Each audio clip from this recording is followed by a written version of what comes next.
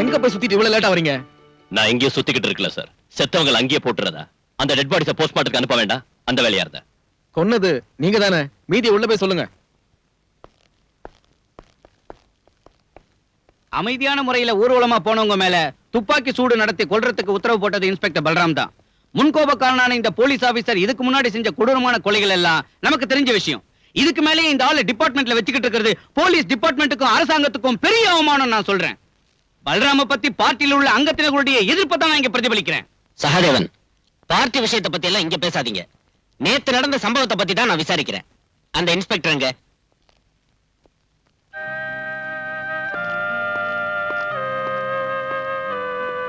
போ.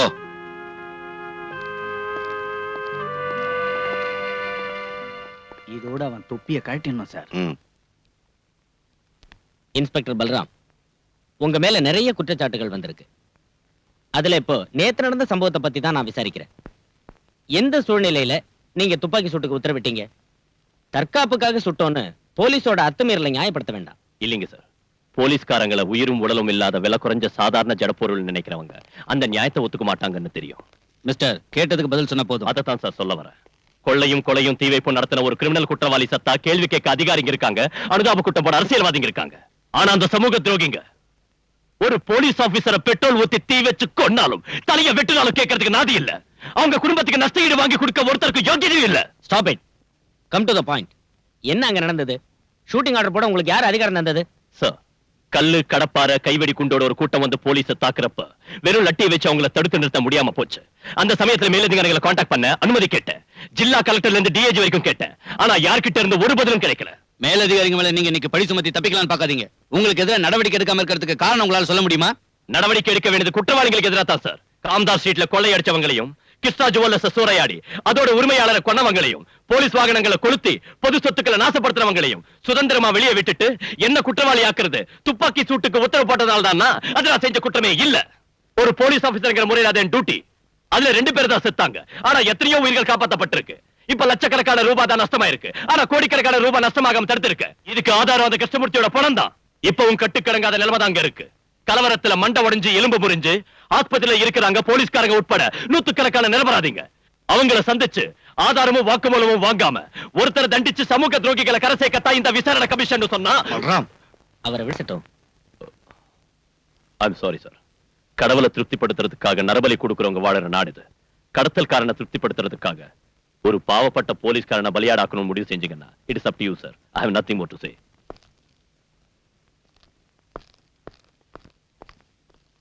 He is an outspoken idiot. எனக்கு என்னமோ அவர் சொன்னதுல நியாயம் இருக்குன்னு தோணுது. எந்த இடத்துல எப்படி பேசணும் புரியாத rascal. What nonsense are you talking there? Truth, the whole truth, nothing but truth. You, sir.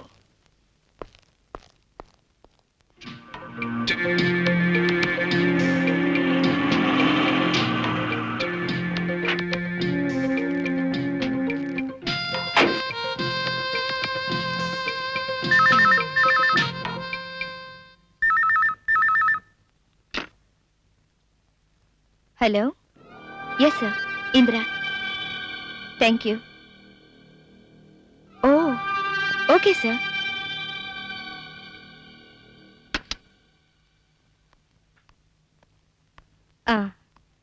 எனக்கு இப்பதான் கல்ஃப்ல இருந்து போன் வந்துச்சு. இங்க நடந்த விஷயங்களை தெரிஞ்சுக்கிட்டு கங்க்ராச்சுலேட் பண்ணாங்க. அது சரிங்க. இங்க நடக்கிற விஷயங்களை இவ்வளவு சீக்கிரமா வெளிநாட்டுல இருக்கிற நம்ம தலைவர் தெரிஞ்சுக்கிறது ஆச்சரியமா இருக்கு. இல்லனா அவர் எல்லாருக்கும் தலைவரா இருக்க முடியாதுங்க ஹுசைன். என்ன மத்தியானம் நடக்கிற சமாதான கமிட்டிக்கு கூப்பிட்டிருக்காரு நம்ம மினிஸ்டர். என்னையும் கூப்பிட்டிருக்காரு.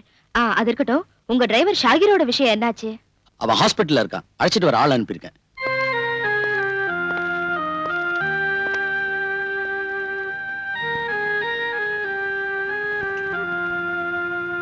அனுமதி இல்லாம இங்க கூட்டி போக முடியாது. எங்களுக்கு டாக்டரோட அனுமதி வேண்டாம். ஆனா போலீஸோட அனுமதி வேணும். கஸ்டடியில இருக்கிற குற்றவாளியை வெளியே அனுப்ப முடியாது. இது ஒண்ணும் நியாயம் இல்ல சார். மரியாதையா உள்ள கூட்டிட்டு போ. அது சரி. தடி எடுத்தவன் எல்லாம் தண்டல்காரனானா?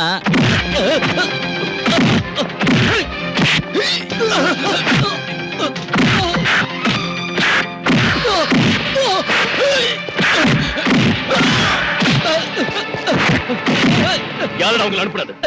சொல்றேன் சார். ஹுசைன் சாஹிப். காம்தார் ஸ்ட்ரீட்டை கொள்ளையடிச்சது அவன் தானே?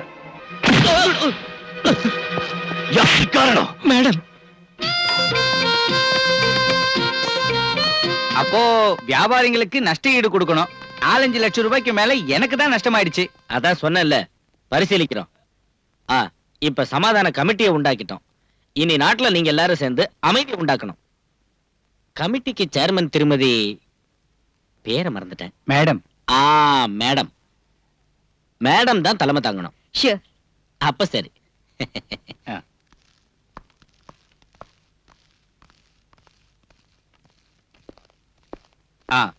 எங்களுக்கு தெரிஞ்சு அங்க ரகலை செஞ்சவங்களோட பேரெல்லாம் இதுல இருக்கு.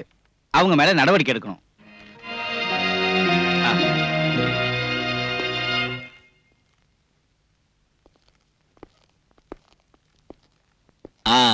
கமிஷனர், கமிட்டிக்கு சேர்மன் ஒரு ஆளை தேர்ந்தெடுத்தோம்ல, மேடமோ வடவமோ யார் அந்த லேடி? இந்திரா சங்கர். இங்க இருக்கிற விஸ்வபாரதி இங்கிலீஷ் மீடியம் ஸ்கூல்ல நடத்திட்டு இருக்காங்க.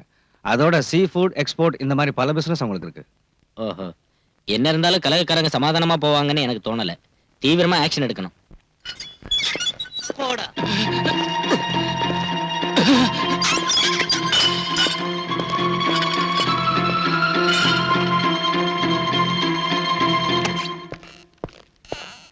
ஒரு சீனியர் ஆபீசர் ரூமுக்குள்ள இந்த மாதிரியே நுழையிறது?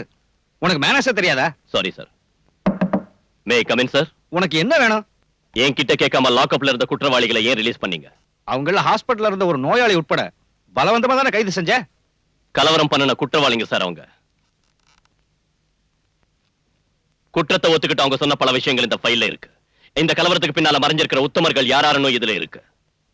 அவங்களை கைது செய்யறதுக்கும் விசாரணை செய்யறதுக்கும் நீங்க பர்மிஷன் தரணும். நோ. லாக்அப்ல நீ அடிச்சு சொல்ல வச்ச விஷயங்களை கோர்ட்ல அவங்க இல்லைன்னு சொல்ல மாட்டாங்கன்னு எப்படி சொல்ல முடியும்? நீ குற்றவாளின்னு நினைக்கிற அவங்க சாதாரண ஆளுங்க இல்ல. அவங்க அரசியல் செல்வாக்குள்ள ஆளுங்க.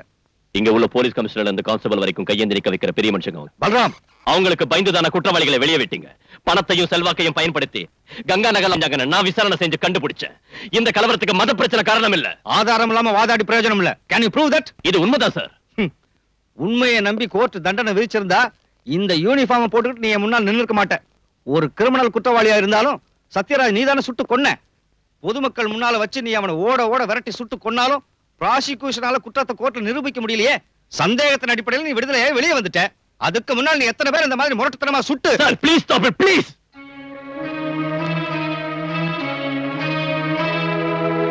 பாலு, கோர்ட்டை நம்ப வைக்கணும்னா எவிடன்ஸ் வேணும். I mean cemented proof. அரசியல்வாதிகளுக்கு எதிராக ஆக்ஷன் எடுக்கிறப்போ பார்த்து எடுக்கணும்.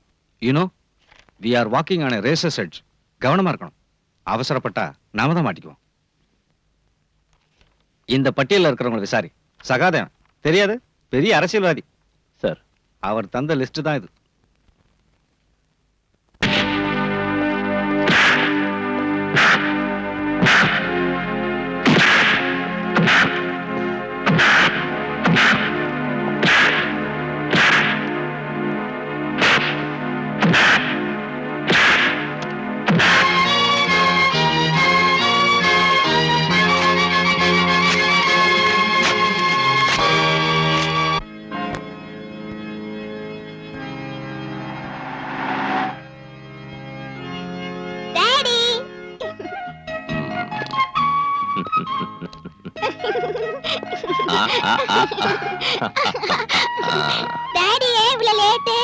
சொல்றேன்.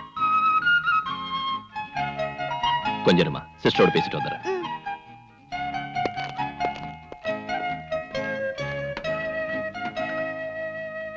நான் இப்ப இருக்கிற சிச்சுவேஷன் உங்களுக்கு தெரியும்ல.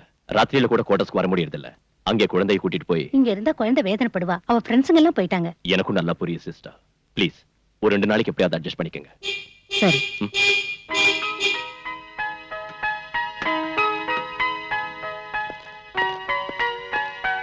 என் பேக் டாடி. நான் அப்புறமா உன்னை கூட்டிட்டு போறேன். மஞ்சு இங்க வா.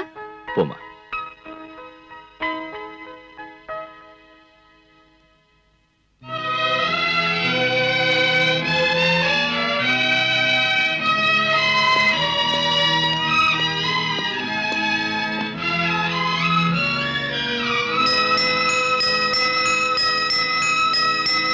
மஞ்சு, மஞ்சு, ஏய் நில்லு. நான் வர மாட்டேன். நில்லுங்கறல. நான் வர மாட்டேன். என்ன நினைச்சிட்டு இருக்க? டாடி அங்க காத்துக்கிட்டு இருக்காருல. என்னாச்சு மஞ்சுக்கு? ம்? நான் போக மாட்டேன் டாடி, அம்மா கூட தான் இருப்பேன். மஞ்சு இங்கே இருக்கட்டும், அழறா இல்ல. போர்டிங்ல இவ்வளவு எதுக்கு தனியா விடணும்? நீ செல்லம் கொடுத்து அவளை கெடுத்துடாம இருக்க. வாமா. நான் போக மாட்டேன்.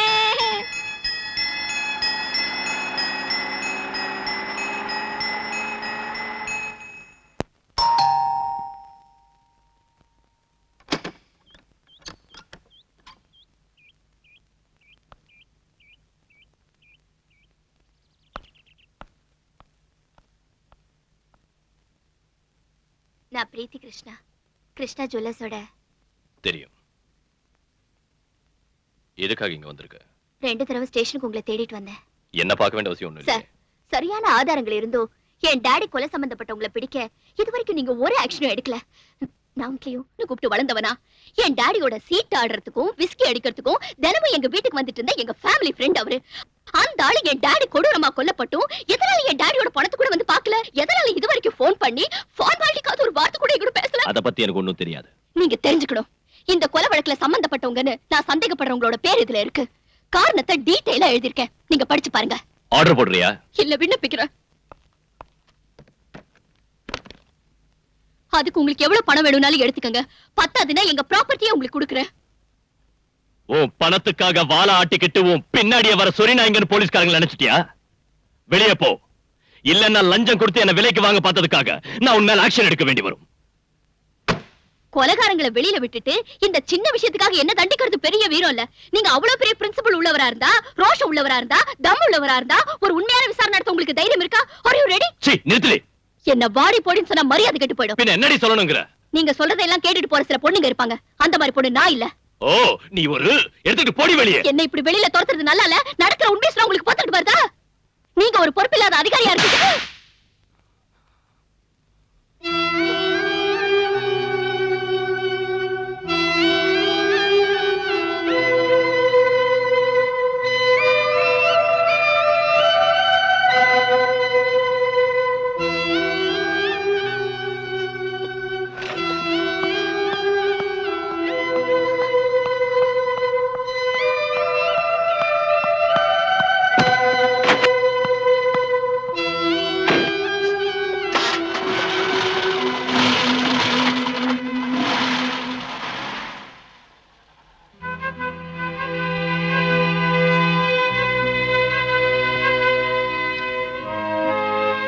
சார், ம்? நான் உங்களுக்காக பல இடங்கள்ல வாதாடி இருக்கேன். பலராம் சார் மத்த சர்க்கிள் இன்ஸ்பெக்டருங்க மாதிரி இல்ல. டீசென்டான ஆளு, லஞ்சம் வாங்குறது இல்ல, குடிக்கிறதா இருந்தாலும் மத்தவங்களாட்டம் ஓசியில குடிக்கிறது இல்ல, பொறுக்கித்தனம் பண்றது இல்ல, தப்பு பண்றது இல்ல. அப்புறம் இல்ல, இப்ப இங்க இருந்து வெளியே போன பொண்ணு பரவாயில்ல, ஓகே தான். சீ, ராஸ்கல். உங்களுக்கு தெரியாதுன்னு நினைக்கிறேன், எங்க போலீஸ் அசோசியேஷனோட தீர்மானத்தை அரசாங்கம் ஏத்துக்கிட்ட விஷயம்.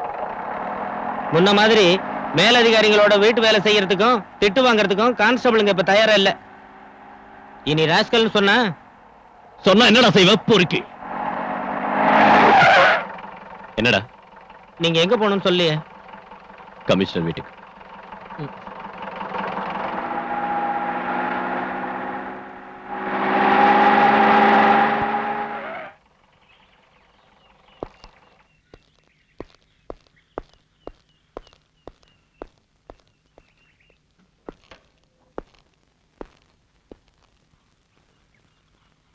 உன்னை வந்து பார்த்தாளா? சார், அந்த பொண்ணுக்கு பைத்தியம் தான். அவங்க அப்பாவுக்கு கள்ளக்கடத்தல்காரங்களோட கனெக்ஷன் இருக்குன்னு தெரிஞ்ச உடனே நான் ஒரு ஃப்ரெண்ட்ஷிப்பை விட்டுட்டேன். அதுக்கப்புறம் அவங்க வீட்டுல ஸ்மக்லிங் கோல்ட பிடிச்சப்போ நான் தான் காட்டி கொடுத்தேன்னு சொன்னான். இப்ப கொலகாரங்கிறா. அன்னைக்கு நடந்த ரெய்ட்ல கஸ்டம்ஸ் அதிகாரிங்க கிருஷ்ணமூர்த்தி வீட்டுல கைது செஞ்சது வேற ஒரு ஆளா தானே சார்? இங்க வாடகை குற்றவாளிகளுக்கா பஞ்சம்? பணத்தை கொடுத்தா இங்க எந்த குற்றத்தையும் ஏத்துக்கிறதுக்கு ஆளுங்க இருக்காங்க. அவ சொல்றதை நம்பி போனா நாம மம்பல மாட்டிக்குவோம். இவ்வளவு கன்ஃபார்மா ஒரு பொண்ணு சொல்லியும் நாம அதை அவாய்ட் பண்ணனா பிரச்சனை வரும் சார். அவ ஏதாவது பிரைவேட் இன்வெஸ்டிகேஷன் ஏற்பாடு பண்ணிட்டா then you proceed. Daily investigation ரிப்போர்ட்டை என்கிட்ட காட்டணும். சார். பாலுக்கு ஒரு பிளேட் வை. வேண்டாம் சார்.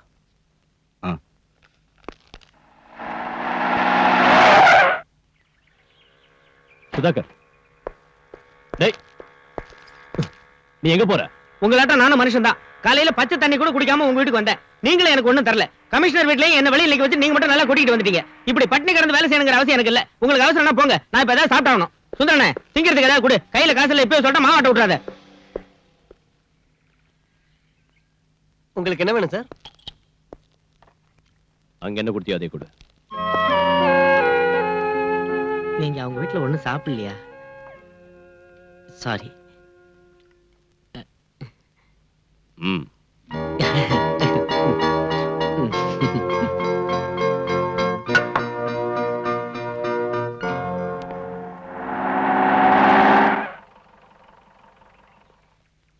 பிரீத்தி இல்லையா? இருக்காங்க, உள்ள வாங்க.